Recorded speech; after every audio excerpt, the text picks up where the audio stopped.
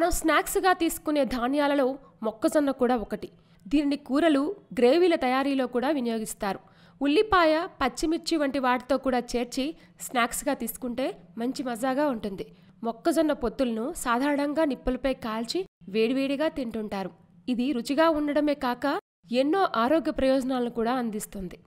మొక్కజొన్నలో ఫ్లేవనాయిడ్స్ అని పిలువబడే యాంటీ ఆక్సిడెంట్స్ పుష్కలంగా ఉంటాయి.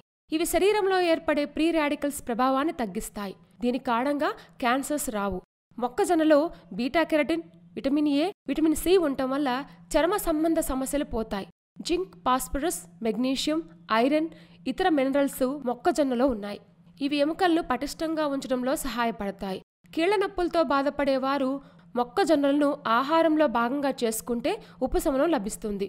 వీటిలో పుష్కలంగా ఉన్న ఐరన్ వల్ల రక్తహీనత సమస్య నుంచి బయటపడవచ్చు. మొక్కజొన్నల్లో ఉండే అధిక పీచు జీర్ణ వ్యవస్థను మెరుగుపరుస్తుంది, మలబద్ధకాన్ని నివారిస్తుంది. పేగు క్యాన్సర్ రాకుండా ఉంటుంది. మొక్కజొన్న గింజల్లో ఉండే లవణాలు, విటమిన్స్ ఇన్సులిన్పై ప్రభావం చూపిస్తాయి. మధుమేహం ఉన్నవారికి ఇది దివ్య ఔషధంగా పనిచేస్తుంది.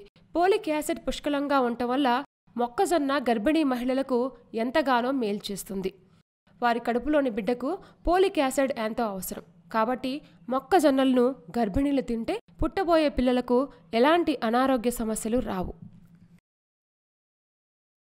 ఇలాంటి మరిన్ని విశేషాల కోసం మా ఛానల్ని సబ్స్క్రైబ్ చేయండి.